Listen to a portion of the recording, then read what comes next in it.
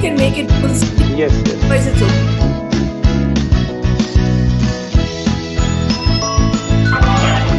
Can you make it full speed?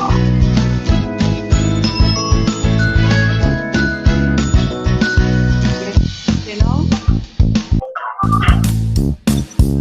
Gas button. By pressing star six.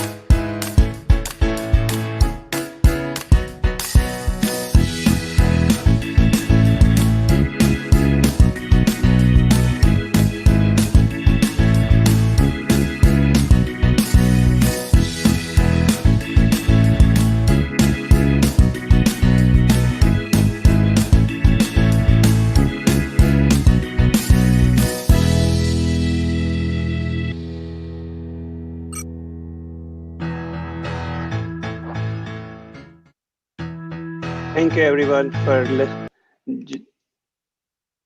Thank you everyone for joining us today for our Green Cell webinar. My name is Kanir Pandya and I'm your volunteer. I'm a volunteer at Green Cell and I'll be your host for the webinar. As a part of our efforts, we run several community projects which include cleanup drives, food rescues, and recycling programs. Our objective is to help everyone incorporate small or big changes in our daily lives, which will go a long way in reducing negative impact on our environment and natural world. Simply put, our aim is to help everyone go green.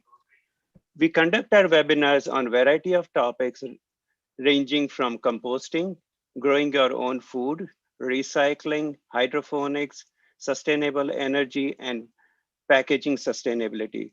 These are several areas where we can make changes and help reduce our carbon footprint. These webinars are held on second Sunday of every month. Our next webinar will be on May 16th at 3 p.m. Our presenter will be Richard Hanson. The topic of the webinar is rainwater harvesting, where you can learn how to set up your own rainwater barrel and start rainwater harvesting.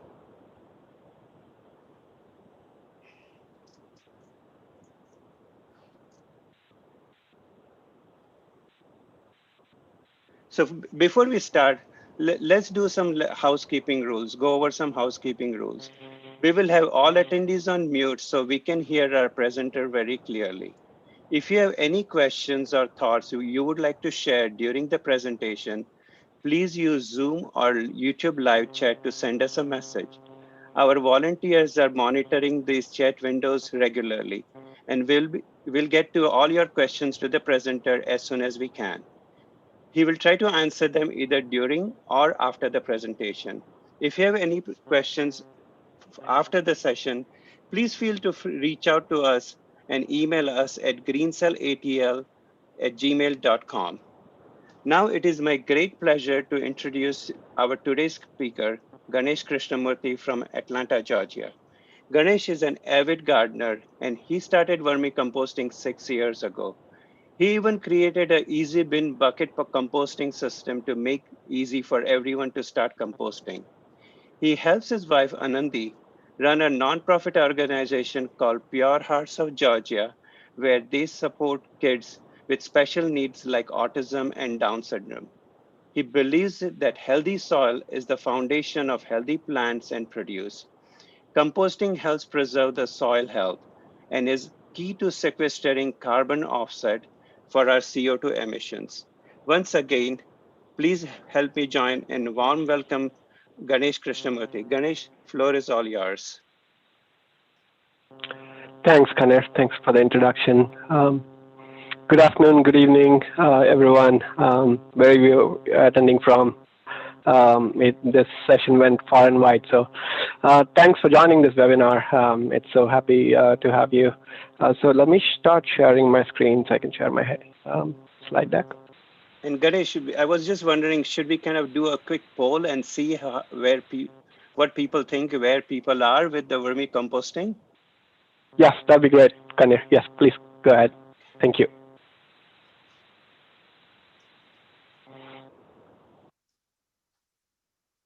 All right.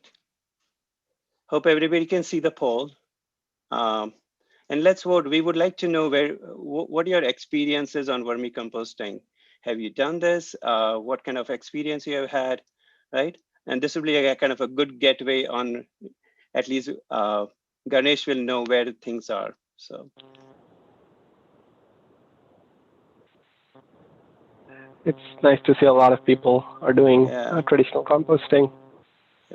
Okay, let's see what the results are. Share the poll.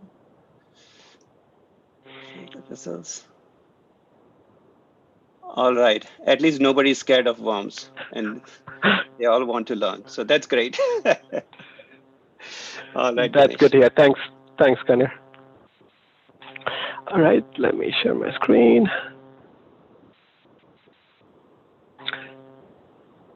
All right, Ganesh, can you see my screen? Okay.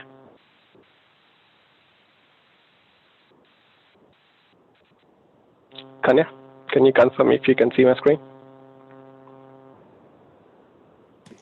Yes, we can. Yes, we can. Cool. All right. All right. Thank you. So here are some topics I'm going to cover today. We'll start with some basic concepts and then all the way through harvesting the compost, the finished compost. We'll also talk about some common issues that you might encounter. So let me go to the next slide. So what are the benefits of composting? Not just vermicomposting, just composting in general. It creates nutrient-rich organic fertilizer. So if you have a garden, you can save a lot of money just making homemade compost, right? Beyond just conventional composting, vermicomposting, which is what we're going to talk about today, it creates even nutrient-rich fertilizer that's readily that can make the nutrients readily available to the plants. I do make compost tea. That's a topic for another meeting. But I do make compost tea with the vermicompost I make, and that's one other thing I feed to my plants, and they do really well. Other than that, I mean, beyond just fertilizer, composting helps reduce landfill waste. So if you notice, 50% of household waste is organic kitchen waste. So basically, you're throwing all the good stuff out. And what it's doing in the landfill is it creates a harmful methane gas, which contributes to the CO2 or the global climate problems we are having. Next is it retains water. So composting helps use less water. So if you have compost added to the soil, it retains moisture, and you'd have to water it less frequently, and then it reduces soil erosion. Basically, if you have, there are some demonstrations on YouTube which show just basic clay and sand type of soil, and you'd have rain going over them. And if you notice, the composting, the soil which has compost, it tends to retain a lot more rainwater, and again, saves you money. You add compost to the soil, it saves you from having to water more frequently. And then lastly, the carbon sequestration, right? So carbon sequestration is basically storing and capturing atmospheric carbon. So this is one of the ways. Composting is one of the ways you can do that. So basically, what happens is you add compost into the soil. It multiplies. It multiplies a lot of microbes, which are in the compost, and then the microbes themselves, they're able to capture the carbon that the plants are making. Plants do photosynthesis, they capture the energy from the sun, and also the carbon, and all of that carbon is taken deep into the ground and stored there. So that's what compost makes happen. And this type of capture is called carbon sink, which helps combat climate change. So big reason we want everybody to compost is so we can start doing our little part to fight the climate change. Right. So let me move on to beyond benefits of composting. So here are the major types of composting. You might be familiar with a few of them, but I just wanted to talk about just the different types so you have an idea of what you're getting into. So the first and simplest is, you might have done this maybe, is the trench composting. So where you dig a hole and you bury kitchen waste and you cover it up, and nature does its thing. It kind of turns into compost. But then the problem with that is you got to keep digging holes, and you'd probably run out of space to dig more holes. Plus, if you're living in an apartment or a small space, you won't have really space to do this type of a thing.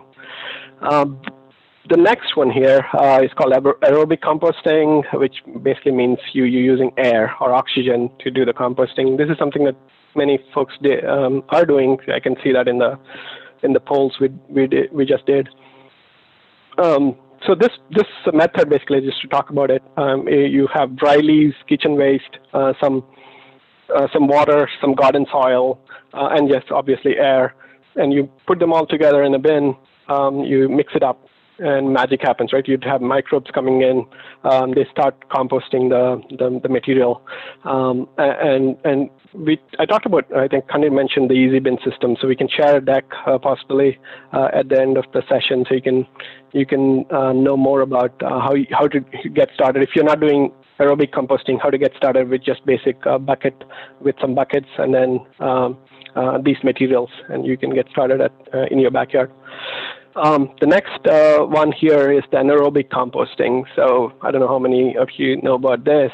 It's anaerobic, meaning no air, no oxygen, right? So it uses a special type of bacteria that decompose waste even in anaerobic conditions. So what you need for that is like a bokashi bran. You could make them at home, or you can buy them. And the way it works is you put kitchen waste, and you don't add any browns to it. And you add this bokashi, layer it up. So bokashi kitchen waste, you layer it up, and the lid is very tight. So you're not letting air in, and periodically you might have to remove the leachate, like the excess liquid that forms in the bottom. So you have a tap in the bin. So you do that, and after a couple of months, the waste will eventually decompose. And what you need to do further is you have to take this, dump it like a trench composting approach, where you dump it into the soil, and then it spends some more time there and becomes compost. It's again nutrient rich, but just you need to digest the smells with that approach to handle it. But in some people like doing that, they like the hands-off approach. You just keep filling it rather than having to find any extra material other than the bokashi itself. So that's one option. And then the last one here is the vermicomposting, which is what we're going to talk about today, where we use worms to decompose waste. All right. So one of the questions, Ganesh, one of the questions that one of our viewers had was that, is there any quality difference between these composting, vermicomposting, and conventional composting? Is there any quality difference between vermicomposting and traditional composting? Yes, yeah. The vermicompost, the worms, it's a worm poop is what the vermicomposting is. So what it is it makes the nutrients readily available to the plants. With the regular composting, I think it'll still need to sit down in the soil and decompose further and have microbes work on it further to make that nutrients available to the plants. That helps? Okay. Yep, that helps. Thank you. Okay. All right, so it's called like the gold standard of compost, right? The vermicompost is called black gold for that reason. So it's the best of the breed. All right, so let me move to the next one. Maybe that covers some of what the question was about. So here are some differences between a conventional versus vermicomposting. The conventional composting or hot composting, it's an exothermic process, so it produces heat. So once you get the right balance of materials, basically the browns and the greens, the kitchen waste is the greens, the browns are the dry leaves and shredded leaves and paper. And then you add some air and water, microbes start breaking down the kitchen waste, and that generates heat, right? The heat then kills any seeds in the seeds or pathogens in the material, and then you get compost. But the temperatures go up to like 170 degrees, 120 to 170 degrees in this process. And it's a pretty fast process once you get the right temperature. And then there's turning required, right? So with traditional composting, you'd have to once a week or twice a week, you'd have to go into the compost and use a pitchfork and just turn it up, because if you don't, the material tends to clog up, and then the composting slows down. So when you're turning, you're adding more air. Basically, it's aerobic composting, right? So you're adding more air by turning the material. So that's conventional composting. On the other side, the vermicomposting, it's called a cold composting. So basically, you don't see a lot of heat generated. Worms generally don't like heat, so they like to live in this optimal temperature. So, and which means that you don't get to destroy weed seeds, but then you generally not put weeds in compost anyway. So, but what happens is I tend to see tomato plants and papaya plants in my vermicompost. I just either use them or put them back into the compost itself. And it's a relatively slow process. It's because it's cold composting, so you'd be looking at maybe 3 to 6 months to generate compost, and then there's no turning required. So this is the best, and this is why we're doing this, right? So we're hiring these worms to do the composting for us, or to do the turning for us. So they're always moving up and around, really hard workers. They're doing the turning, they're moving it on, and creating all those paths for air to come into the compost. So which means it doesn't clog up like a conventional composting would. All right. So those are the differences. I'll go ahead and move to the next slide. So stop me whenever you see any questions. Sure. Okay. All right, thank you. We have a lot of content to cover, so I'm moving a little bit at a fast pace so that we have time for questions at the end. Definitely. All right, so this is something that came up in our pre-questions before the webinar. Can we just take some earthworms from the backyard and use them for vermicomposting? Not really, because those earthworms like to live deep in the soil. They burrow deep in the soil, and they won't be the right type of worms for vermicomposting. So what you need for vermicomposting is this specialist type of worms, which like to live in the top 6 inches of the surface, right? So those are the worms listed here: the red wigglers, the night crawlers, and then the tiger worm. So the tiger worm is more tropical type of worm, but the most popular one is the first one, the red wigglers, and Acenia fetida, right? So and we can learn more about the red wigglers in the next slide. But these are the worms you want in your bin to do the composting.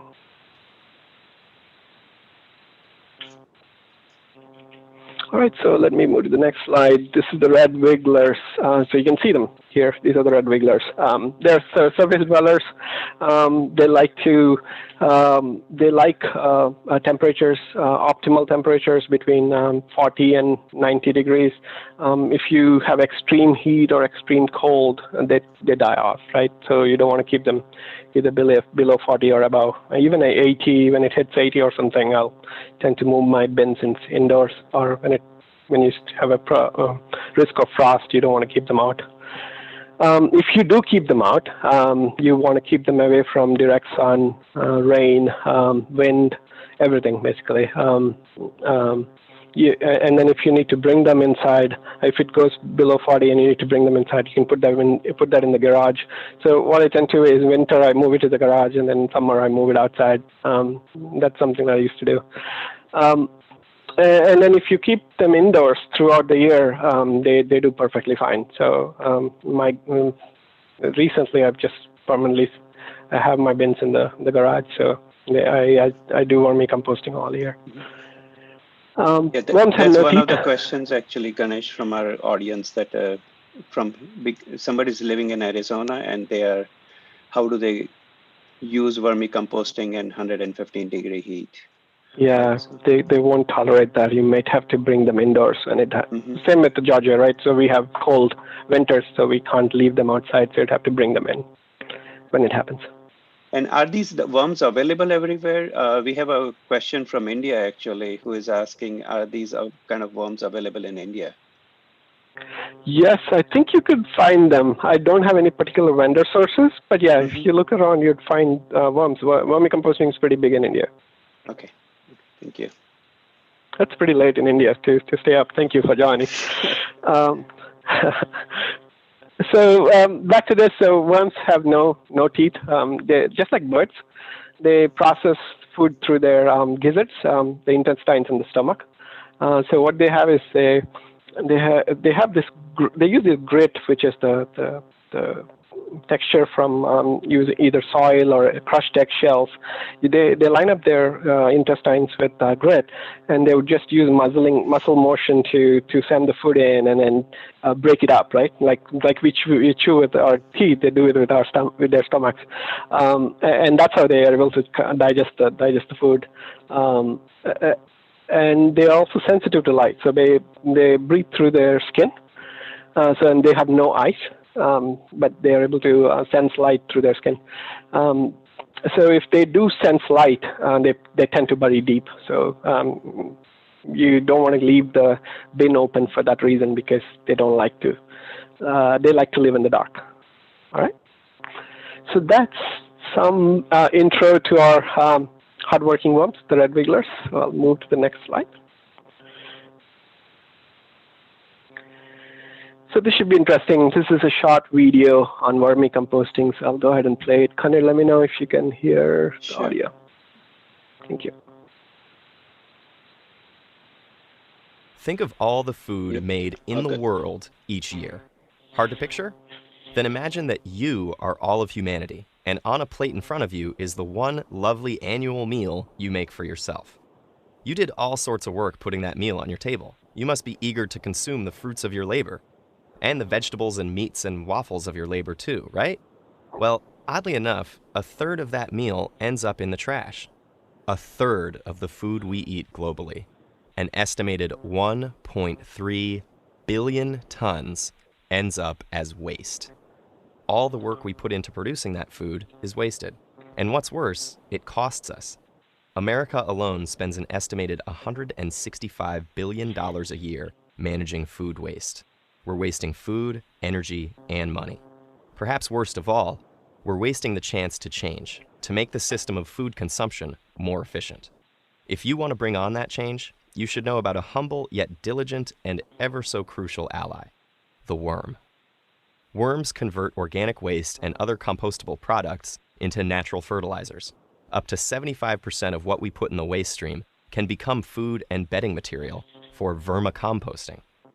You can create a worm bin in your own home to see the composting process in action. First off, you need worms, and not your typical earthworms. You need red worms, Eisenia foetida, the species responsible for most vermicomposting in North America. These red wigglers are surface dwellers who don't burrow too deep. They're optimal feeders around room temperature, and they're well suited to converting organic waste into usable fertilizer. Now, your worms might be vermin, but they need a comfortable space to live and work. Some bedding material, either shredded paper or cardboard, some moisture, and of course, food. Namely, your leftovers, slightly decomposed table scraps. The worms break down food waste and other organic matter into castings, a fancy synonym for worm poop. Their excrement is absolutely teeming with microbes, which continue the decomposition process, making all those once wasted nutrients available again as fertilizer. The timeline for the whole process varies depending on the quantity of worms, the temperature, and how much waste is added to the bin. And there's another timeline to consider. In a healthy worm bin habitat, worm reproduction will occur when the wigglers become sexually mature, indicated by an elongation of the segments into a bulbous structure.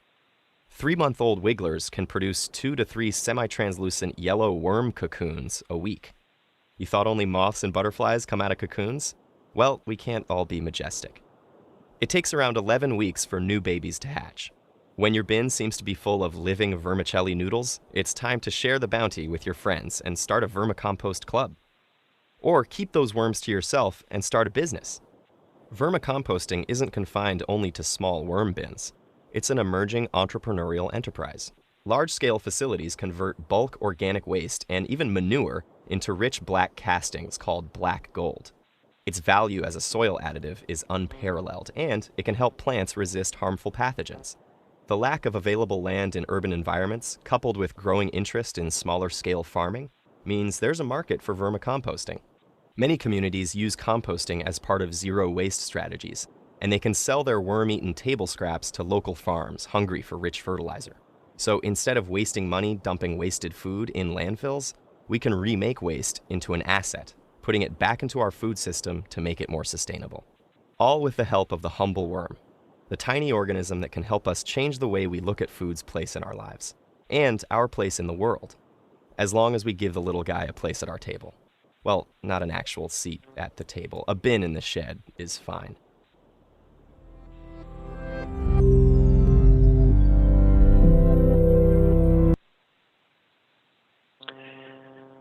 So, hope you liked that video. Let me move to the next slide. Think of all the food. So, the next step, I guess, what you all want to know is how do I get started doing vermicomposting, right? So, what are the materials you need is what I go into next. So, first you need a worm bin.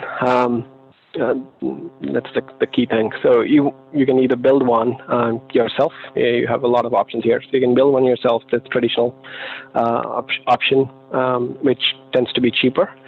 And then you have the next option, which is like a stack system. It'll cost you around $130, I think. And you have various options there. There are many manufacturers, many vendors that provide stacked options. So whatever you prefer, whatever style you prefer works.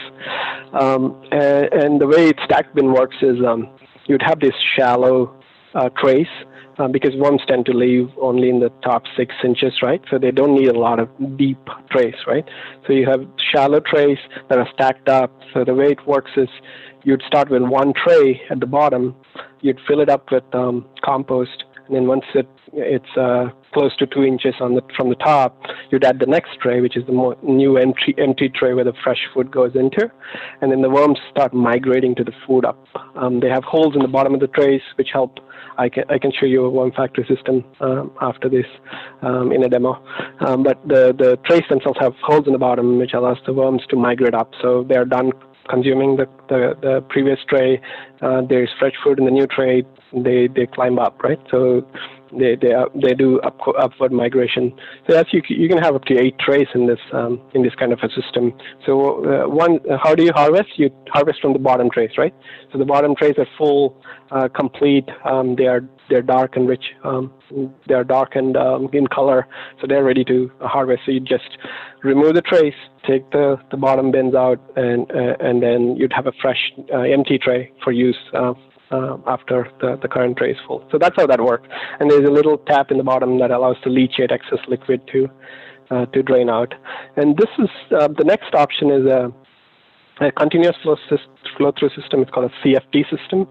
The price point, which is very good, the price point has come down to a stacked bin. So now you have an option to either go to a CFD or a stacked bin. So you can, the urban worm bag, which is what is pictured here, it's about $130. And then on the other side, on the higher side, there's something called a hungry bin, which costs around $400. So all of these options are good. So whichever you want to try out works. You can start simple, build your own, or you can buy one of these commercial ones which come pre-designed for this type of composting. All right, so I'll move to the next slide. So what if you want to build your own, right? So if you like to build your own bin, you just need a couple of plastic totes. So what you want to get is wide and shallow, right? Wide, and it doesn't have to be too deep. Wide and shallow totes, and you just you'd have to drill the holes. I made these holes a little brighter in green to show where you need the holes on, right? So on the top bin, you'd want the holes on the bottom, and also on the top to allow air to get in. On the bottom bin, you just want the holes in the top because you're going to let the leachate collect in the bottom, so you don't want holes in the bottom. And the lid on the top has more holes, and the other lid goes in the bottom. So that's how it works. So you have an option here. You can either have holes in the bottom tray and let the leachate collect in the tray in the bottom, or you can just have leachate collect here. Either one. Either way is easy. So a drill bit, a half-inch drill bit. Sorry, not half, quarter-inch drill bit. So you want to make your holes very small, because if you make it too big, you're allowing insects to come in. So one of the insects I want to keep away is the black soldier fly. You don't want to let it in and lay eggs in the bin. If you're planning to put it outside, you want to keep your hole small. And so quarter-inch drill bit works. And the other thing I should mention is this is the finished bin. This is how it looks like, right? So you can see this top bin just stay a little higher, or set a little higher. So the way you do it is you could have either wood or PVC pipes in the bottom bin somewhere here, here and here, and that keeps the top tray from falling way down, way deep into the bin, right? So it keeps it a little higher, and that's it. You have your bin. The key is to have holes for aeration, for air to get in.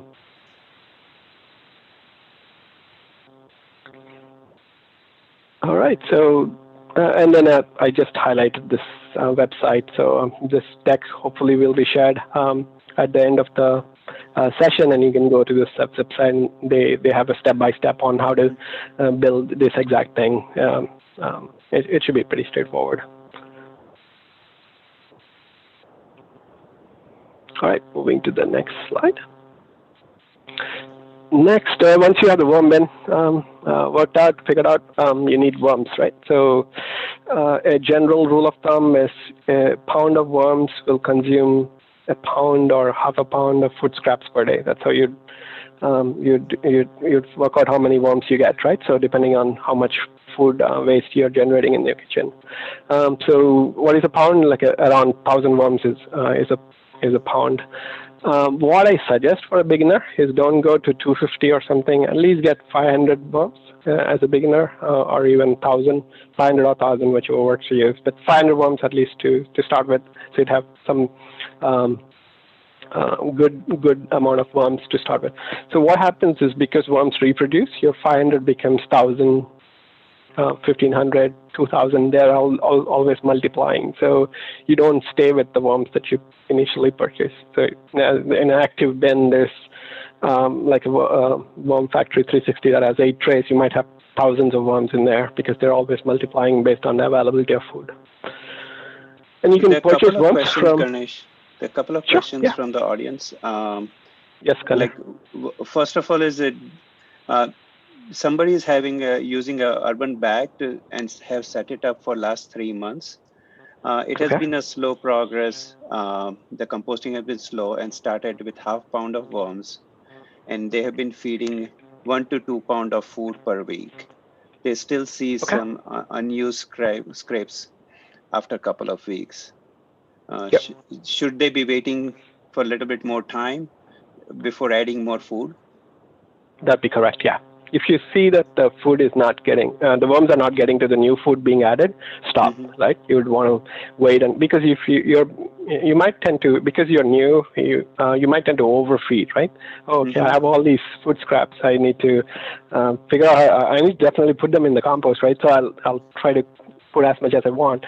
But the problem is there's only so many worms, and they can only consume so much. So when you see the food is not getting consumed, just stop, right? Wait until you see worms migrate up to that fresh food, and you'll notice them around that area, right?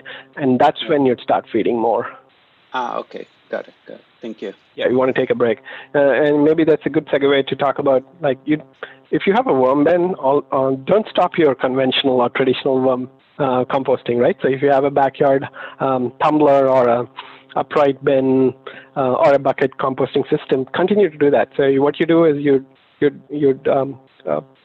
you'd put a portion of your food scraps to the worms, and then anything excess will go to the conventional composting. So you're not throwing anything in the trash can, but because the worms are picky and they're slow to start with, you want to have that backup option. So which is you'd continue to do conventional composting for anything excess. My kitchen waste gets split between the worm bin and the outdoor bins. And are bins with holes are already available in the market, or do you have to do your own DIY to kind of mix boxes like this? So let me try. Oh, okay. So that's an interesting question. No, you'd have to build your own. If as far as I know, there are no commercial bin type options. Yeah, the DIY is what you build, and then you'd go up to Worm Factory or the urban worm bag if you want to buy something. Okay, cool. Thank you. No problem. All right, so where do you get the worms? You get them from commercial worm growers. Here's an example. The Uncle James is a popular one. I've received their worms, so they put the worms in a bag like this. They put some peat moss and some bedding, so that it's a little comfortable for them, for the worms, and they'll send it over USPS, and it comes through very quickly, maybe 3 to 4 days, the process is going to be a little bit stressful for the worms, right? So initially they'd be lethargic, they'd be just collecting up in a corner, but then give it a couple of days and they'll start moving around. You'll see them going towards the food, but the shipping process is a little bit stressful, but then they'll do just fine in a few days. You can also go to your friends, some of your vermicomposting friends, and ask them. They can lend you some worms. There's also local, state level worm farms that you may want to search and find. Support local businesses that do the same thing. They grow worms commercially, so that'll cut down the travel time for the worms. Okay. All right. So the next one, the bedding. Think of the bedding as like a home for the worms, so you want to make it as comfortable as possible. So the bedding should be something that's like a moist, worn-out sponge, so not too dry or not too wet. So if you're a beginner, I'd suggest getting these cocoa blocks. I still use them because they're really helpful in controlling moisture. So the way they work is you'd get this like a 10-pound block, I think, or a 5-pound block, and you would soak it in water, and it expands. I'll show you how it looks once it expands. You'd expand the cocoa coir, store it, dry it first, and then store it, and then you'd do a mix of crushed dry leaves and the cocoa coir as your bedding material, and that's a very good environment for the worms. And then you can use shredded paper, right? So if you have newspaper, cardboard, I use Trader Joe's and Whole Foods bags, the brown bags. I send them. Buy a cheap shredder.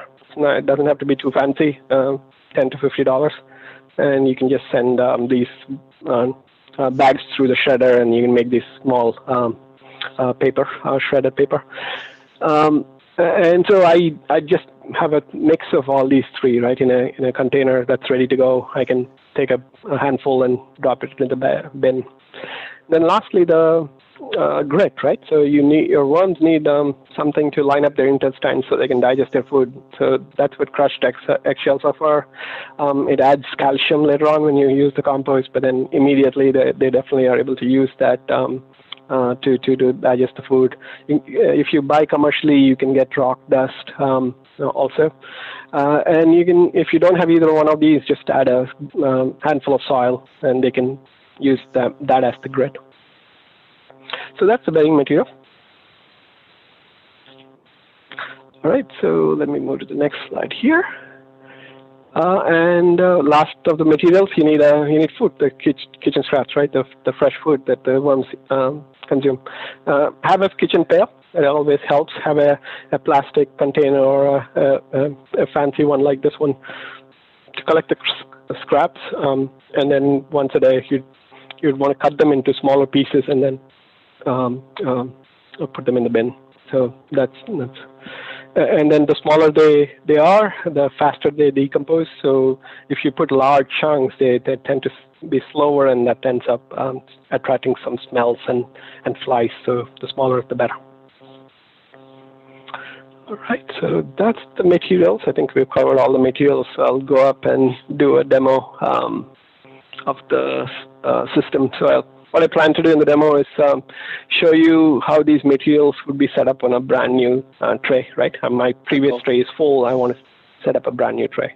All right, this is the first time I've bought the system and a worm factory system. I want to set it up for worms. Oh, can't wait to see that. Let me stop sharing. So let me switch my camera. All right. So, Kanye, you can see my worm bed? We can. Yeah. Okay. All right. So let's assume that it's a new tray being set up. If it's a new tray being set up, you want to have a newspaper at the bottom because you don't want the worms to go through the holes. If it's a new tray on top of an existing tray like this one, you don't want the paper, right? Because you want the worms to migrate up. That makes sense? If it's brand new, if this is the first tray, have a newspaper, otherwise don't. Okay? So I'm just going to demo the option where let's say it's a brand new system and you're trying to set it up for the worms, right? So I've lined up the newspaper, and this is the cocoa coir, right? So this is the one I expanded from a block, and that's how it looks. So a little bit of that.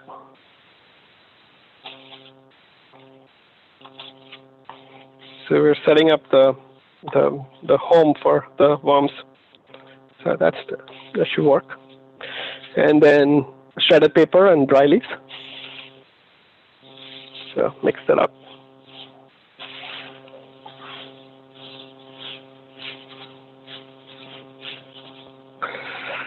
And you can tell it's a little bit dry, right? So sprinkle some water, like that. So basically not too much, but enough to feel wet, right? Because they like to live in a moist environment. So yeah, you can do this in a bucket. You can have it done in a bucket and then just fill the bin with the bedding, or you can just do it right in the bin itself. I think that's good enough. So the way it works is if you press this, you should not see any water dripping. So there's no water dripping, but it feels like a sponge, right? Do you mulch your leaves before putting them in? Right. For sure, yeah. You want to mulch your leaves because if they're full, then they don't decompose fast. Okay. They're not the proper material. So you want to break it up into very small pieces. The same with shredded paper. You want to break it up into small pieces. Okay. So that's the bedding is ready, and now I have my kitchen waste. I just collected this morning. So what you do is you put the kitchen waste in one corner. I'm going to show that in the next set of slides, but then you can see this is putting that in one corner. And let's say Uncle James sent you some worms, and let's assume that this is the worms, right? So I got some worms from my other bins. I don't know if you can see the worms itself, but that's a worm. Oh yeah. Right. Yep. Okay. So what you want to do is don't pile up on the top of the waste. You want to set that up in a corner, and they're going to be together for some time, and then they'll start moving around and get to the fresh waste, right? So fresh food. So what you do beyond this is just add more brown. So you always want to cover up the food, right? So you don't want to leave the foods open because that'll attract flies. So always when you add new kitchen scraps, cover it up with more bedding. So lots of bedding. You need a lot of bedding for the worms. More the better. And more cocoa coir because it takes out all the moisture. What tends to happen is the kitchen waste has a lot of water. So if you eat a lot of fruits, then you tend to have a lot of water, and that makes the bin so wet. And what happens is gravity pulls the water down, and then you have leachate coming in the bottom. But still, you don't want the bin to be too wet. So yeah, cover it up with a lot of bedding, and then you keep doing this until it's it's here, right, on the top of until about at 2 centimeters or something on the top of the bin, and then you're ready to add a new bin, and something like this, right? Let me move this out of the way. So this is a previously completed bin, so you can see that there's still worms around here. They're not, because it's not fully done. So you can see the paper scraps and the leaves are still there, and you can see the worms, right? Right. Okay. Oh, yeah. Like that, and little worms that are still just hatching and all that. Yeah. So this is still being worked on, so they're not completely done with this yet. But then you can always start a new bin and then wait for them to migrate up. Oh, But this is great, Ganesh. so that's one, and then this is what you get in the bottom bins, which is crumbly compost. See that? Yeah. So that one is ready to be harvested, I guess? This is ready to be harvested, yeah, correct. Okay, so I'll stop here and go back to the deck because we have a few more slides to cover. So while you're doing that, a couple of questions here. That do we need to grind veggie scraps in the mixture before we put it down? Or? No, don't do that, because what grinding does is it eliminates all the air pockets, and starts to smell. Okay. So you don't want to grind. You want to make them small. And one more tip, I guess, here that I'm showing. Once you're done, cover it up with either a rice bag, like I don't know what the actual word is, the bag that you use to get rice, and then even newspaper, right, like this. So what this does is it keeps them dark, right, and then it also pull some of the moisture from the bin. So yeah, cover it up, cover the top bin with some newspaper before you close. Okay. And is citrus fruit good for the worms? Is that good? Somebody read that it's not good for the worms. Yes, so I'll cover what are acceptable and what's not acceptable in a slide that's coming up. But yes, that the answer is yes. No. Answer is no. It's not. It's not good for the worms because it makes the bin acidic, and they don't like acidic environment. Is there a particular size of the bin you recommend for your DIY? The link that I gave you has some recommendations from for the size. So maybe we can share that. Sure, we can share that with the audience. Right. Let me know if you can see my screen. Yep, we can. Okay. So next, I want to go into feeding the worms. So next slide. So what you want to do is feed. Don't. I think this came up earlier in a question. Don't overfeed. Starts really slow, little bit at a time. Observe. Right. You want to see how the worms are reacting, how they're consuming the food, and then add more.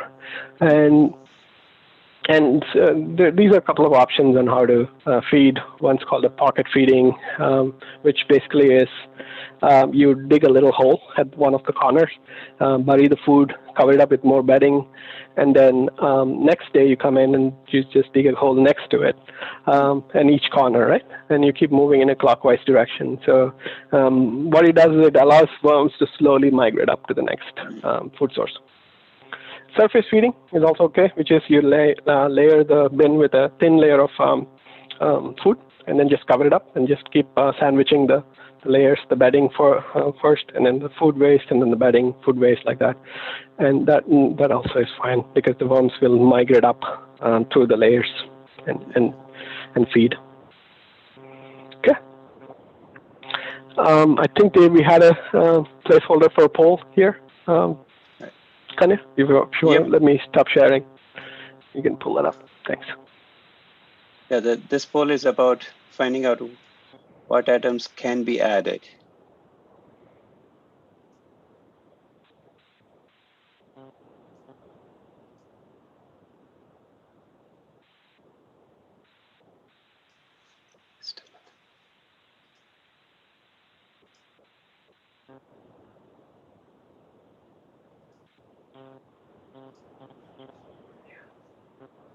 Well, that's the That's the other poll. You got to get the next, that one. Yep.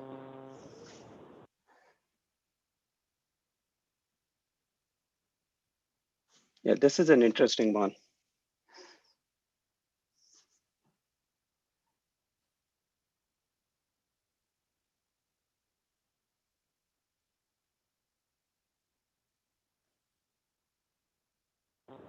So we're asking which can be added to the vermicompost. Right. Yep.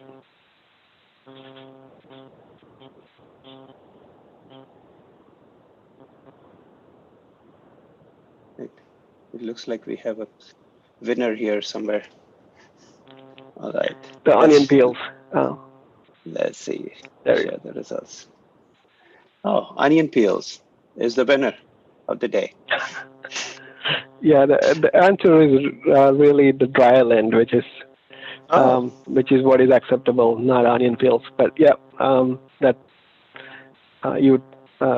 are picky, which is what I'm going to get into next. Mm-hmm. Okay. My option was dry land. You knew the answer, I guess.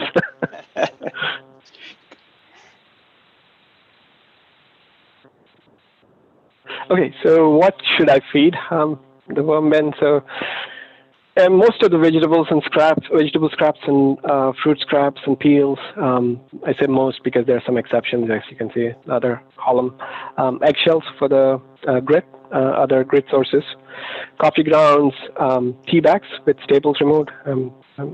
Assuming their staples would be hurting the worms. And you probably want to break up the tea bags a little bit. And then plain cereal, bread, pasta in small amounts. Don't overdo it. And wet them first so that they're a little moist before you add them. And then dry lint. If you had natural fabrics used, then you can take the dry lint. You can use that is allowed to, and it creates air pockets in the compost. Which is air pockets are generally good, right? You don't want clumped up anything, clumped up bedding, because it creates anaerobic environment for the worms. They don't like it. So it needs to be good living environment for the worms. On the other side, meat, poultry, fish is not good because what they tend to do is they develop bad odors and then they'll attract pests. So you want to avoid that. Oils, any oils. What happens with oils is because worms breathe through their skin, the oils tend to claw. They tend to smother worms, and they can't breathe anymore. That's not a good thing. So no oils. Dairy products like cheese is one example. Other dairy products, not allowed because they create these anaerobic conditions, which is anaerobic is where you don't have air, right? That it tends to clump up, and again creating odors. Highly acidic foods like onions, citrus, and garlic are not allowed. So highly acidic and highly spicy foods are also not allowed. So if you think there's something is spicy, generally keep it out of the bin. Spicy or acidic, keep it out of the bin. Pet feces are not allowed because they contain harmful pathogens. You don't want them to be introduced and worms get harmed due to them. And if you are in doubt, leave it out, right? So if you're in doubt, the option is you want to use the conventional composting system to cover those items. Even with the conventional, I don't recommend starting out with meat and poultry initially because you want to get used to the habit of composting, and then you slowly add these complex items. Then that should work outdoors, but not within a worm bin. Good? Yep. Hey, Ganesh, just a time check. It's 4 o'clock. Yes, we hit the 4 o'clock. So let me run a little faster. Yeah, no worries. Yep. The next section is harvesting, which is the most rewarding part of the process. It generally takes about 3 to 6 months if you have everything working properly, faster. But it's ready. You've seen that in the demo. It's ready when it looks like a chocolate cake, dark color. You can use it readily, right? You can take it out and garden into the garden with your plant and put it next to your plants. Around the plants, close to the base, not is good enough. So you just cover it up with some mulch. Don't leave it bare because you want that to be moist. the compost to be moist. You can sieve the compost if you'd like it to be debris free. Some of these mango shells won't break down fast, and some shells don't break down fast. No, those end up. And I generally don't mind the debris. I just still use it as long as the compost looks done. Yeah. How do I harvest? I'll go into the dump and sort method. What you do is in dump and sort. If you're building your own bin, right? So you have this bin that has worms and compost in it. How do I separate the worms from the compost, which is done? So the way you do it is you lay out a tarp and you make this little mounds of compost and shine some light on them. And what happens is, because they don't like light, they tend to go deep into the mounds, and then you can harvest the top portion, right? You can just cut down top portion, and you keep doing it until you picked up as much compost as you need, and then you put all that back into the bin, right? So that's one method. Bait and switch is where you would move all the contents to one side of the bin, add fresh food into the other side, and basically attract them to the newer, fresher food. And it takes a couple of weeks, and then they'll move out, and then you can pick up the older compost and use it. So you need a large bin for that. Scoop and return is basically you would take out the first top 6 inches of the top 1/3 of the bin, maybe, move it out into a different bin, and move it out basically, and then you can scoop out the rest of the material and use it in the garden. Even when you scoop out, you'll tend to see some worms in the compost. You may need to dump and sort if you do that, if you see that. But generally, it's just a quick let's scoop out the top 1/3, harvest the compost, and then put the scooped out portion back into the bin, add more bedding, and then it's back to working condition, right? This is generally the DIY. This is needed for the DIY options. With the worm factory, I've shown you where, because it's a stacked system, the worms tend to migrate up, so you can harvest from the bottom. You'll still see some worms in the bottom trays. They tend to stick around. You may need to hand remove them or use the dump and sort to remove them, but you probably don't have as many. With the urban worm bag, which is a CFD type system, the worms, it's got this large bag, so worms don't like to stay in the bottom. They'll like to move up, so you can harvest from the bottom, and that also makes it easy to harvest versus the tote type system. So each has different pros and cons. All right, so that's harvesting, and then we move into just common problems. So first one, worms dying or escaping. So if you don't have the right environment, they tend to get out. they don't. If it is too wet, they're trying to not die, right? They're trying to escape. And so if it is too wet, add more bedding material. If it is too dry, sprinkle some water until it's slightly damp. And if you have extreme temperatures, like we've talked about before, move the bin to a location between 55 to 77 Fahrenheit. If you have bad smells or attracting flies, cover the fresh food completely. I've shown that previously. If you don't have food exposed, then flies can't get to it. And if you still see flies, right? Sometimes you'll end up seeing flies. What you do is you'd get a small bowl of apple cider vinegar. You cover it up with a layer of plastic and punch some holes in it, and you set the bowl next to the bin. And what happens is the apple cider vinegar attracts all the flies, and then they go drown in the vinegar. They're not able to get out. They can get in, but they can't get out. So that's the easy way to get rid of fruit flies. You can't avoid fruit flies; they'll be there, but that's one way to catch them. Black soldier flies and their larvae. Sometimes you refer to them as maggots, but I'd call them larvae. They tend to outcompete the worms for the food. So I generally don't want like having black soldier flies in my compost, even though they are good. They're good composters themselves. You don't want them in the worm bin. If they are in my outdoor bin, the conventional bin, I'm okay with them because they're trying to decompose or get rid of the compost, get rid of the fresh food, right? So if you see them, This is where you'd probably want to make your bins the hole small, and so they don't get in. But if they get in, you'll end up seeing a lot of maggots. And the way to address it, I think the way to address it is just to add more bedding. You can't permanently get rid of them once they get in. That's just the way black soldier flies do. Ants, if you see ants in the bedding, then bedding is too dry. So you'd want to sprinkle some water, moisten it. If you see mites, which is like these little lead white insects that show up in the bin, if you see them, then it's probably too wet. And add more dry bedding, and also stop feeding, right? So stop feeding when you see mites, these small insects, and then once the food source is gone, they'll go away, and then you can start feeding again. Centipedes and flatworms are the bad ones, the bad type insects. So if you see them, they get rid of them, destroy them, because they tend to predate or eat the worms. So you don't want them in the bin. I've never seen them myself in the worm bin.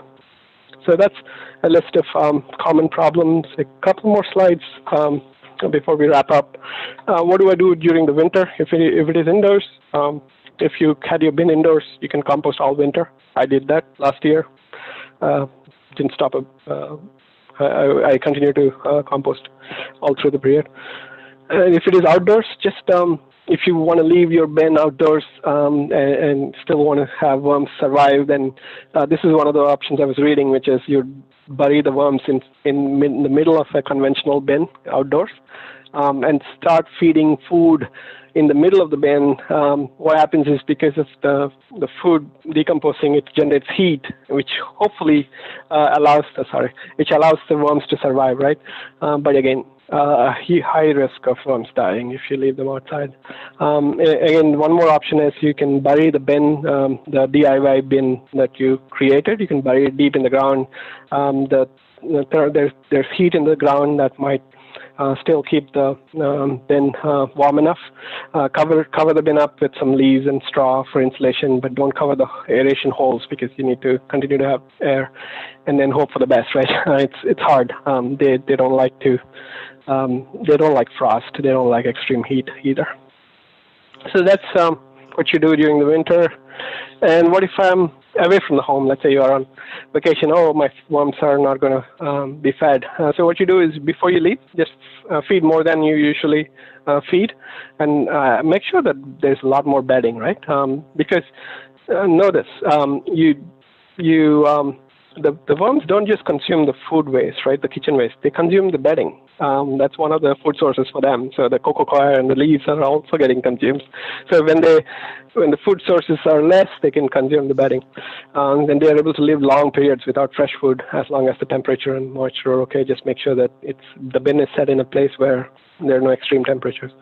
And finally, they self-regulate the population. So if the food source is low, they tend to bring their populations down to a minimum. And then as you start feeding food back again, they're able to make more of the worms, and they expand again. So that's my end of the deck.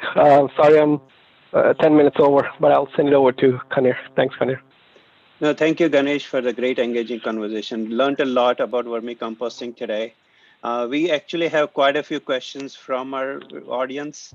So I think whatever you said was actually been very useful, and at least we were able to understand what things are happening and all right. So while we collect our things from our audience, I want to kind of go over a couple of things about our green cell, right? We want to kind of request everyone to fill out a 1-minute survey and let us know how we did and how you enjoyed this webinar. This definitely helps us to get better for our future webinars. And we can also, you can also support us by volunteering with us or donating us towards our cause. If you believe that this information was useful, you can do so by visiting our website at www.greencellatl.com. As we have expected several questions from our audience, we are collecting all the questions right now, right? One thing that I want to kind of tell us is what we are doing and different initiatives we are doing. We just kicked off a AG Plant a Row initiative. Here, this is a very unique initiative where gardeners commit to grow food for food pantry. This has been something that we are passionate to do. And this is a local event for North Atlanta suburbs. So if you live in somewhere in North Atlanta, please contact us. And if you would like to volunteer with us, we can provide you more information regarding this initiative. Our May webinar actually is about rainwater harvesting. Webinar will be conducted by Richard Hanson. He is going to share how to get started setting up your own rainwater barrel at home with some few simple steps. So please join us in May to get started with a rain barrel setup, and your garden will be full of smiles with all the water you saved, right? And Ganesh, I think we have all the questions ready. So if you're ready for onslaught of the questions, here we go. I'm ready. Go ahead. All right. So the first question here is, I have, how about banana leaves? Are banana leaves good for rainwater harvest, for vermicomposting? Can I put them in Yeah, our bins? that should be fine. Yeah, just shred them before you add them. Okay, okay. Can we add green leaves to vermicomposting? Green leaves. They would be like fresh greens. You're talking about shrubs and stuff. Hmm? I would keep them out because I'm doubtful. Okay. I guess it would carry a little bit more moisture than the dry leaves.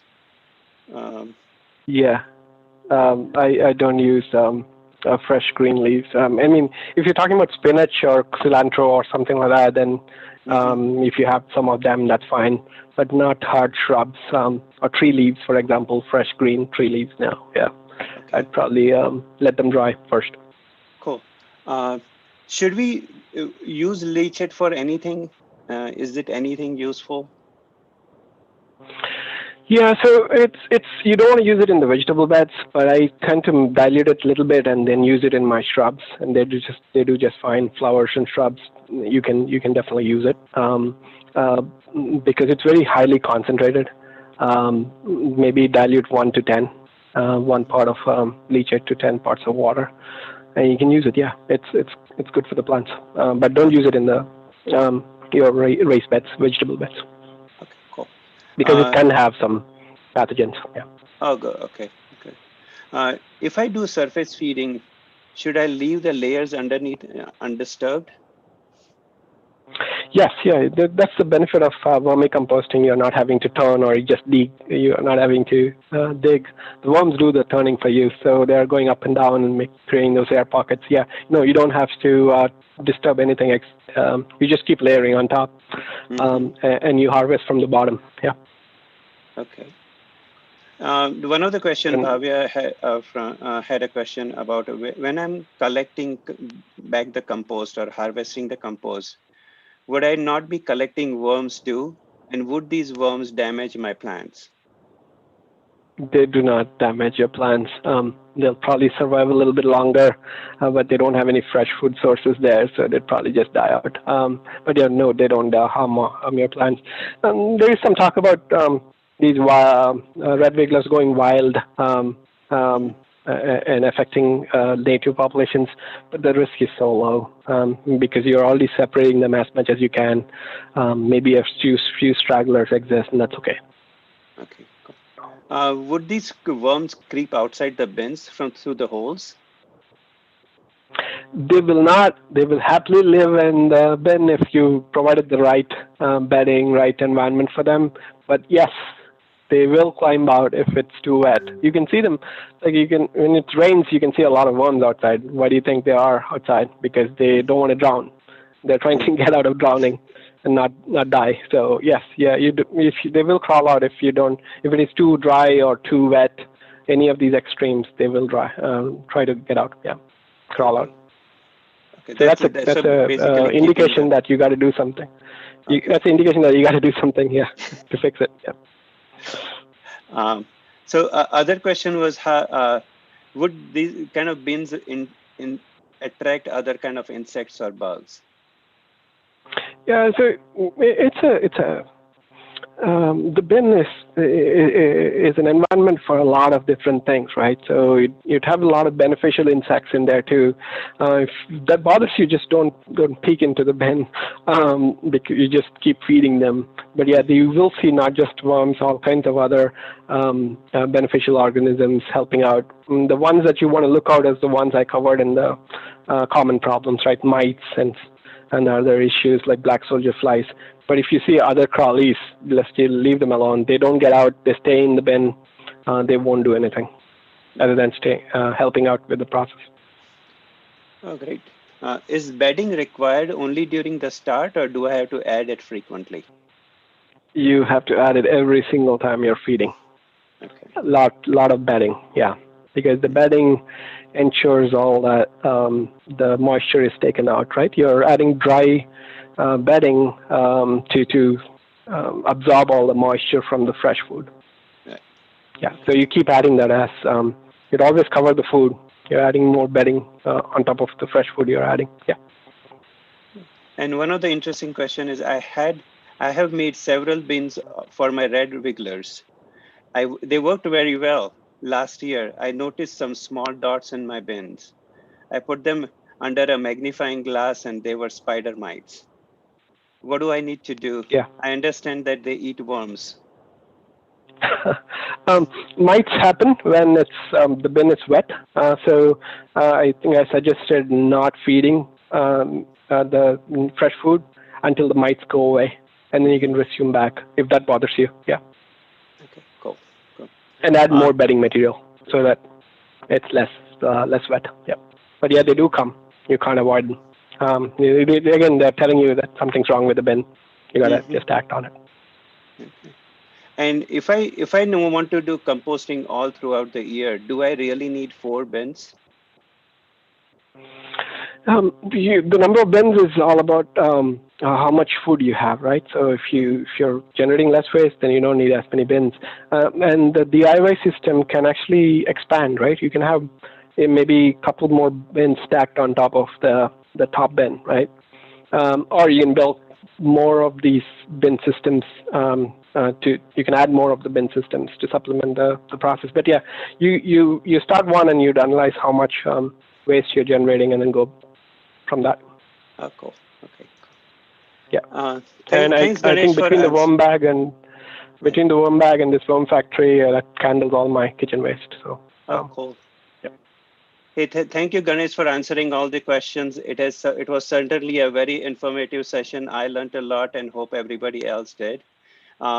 Just wanted to give a couple of things for our audience. We also have a level 1, level 2, level 3 Go Green challenges on our website. We would encourage all of you to take up these challenges and start making difference today. Also, please do visit our website, Facebook or Instagram page at GreenCell ATL to know more about our upcoming events. We also have a live YouTube channel where you can find recordings of today's webinar and any earlier webinars.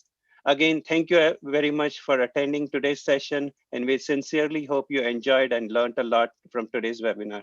We'll be sharing our presentation of today's webinar with registered participants later in the email. And so thank you very much for attending and have a great rest of the day afternoon. Thank you.